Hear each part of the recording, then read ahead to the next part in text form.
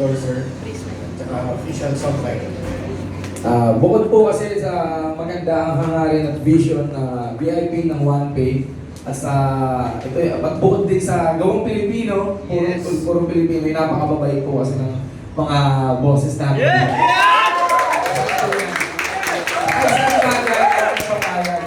Kasi po ako, gustong-gusto ko po yung mga taong gusto ako.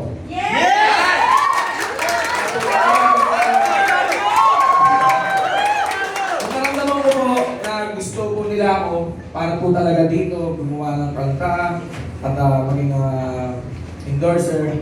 Naramdaman ko rin po yung vibe ng enerhiya kasi ako po talaga, wala rin po akong hatas. Kumbaga, all in din po ako sa trabaho, lalo na kapag nakikita ko na passionate din yung mga kasama ko, talagang seryoso rin sila. Puso rin talaga sila, puso din ako dyan. Kaya saan nyo, Smart Glass, kasama nyo rin.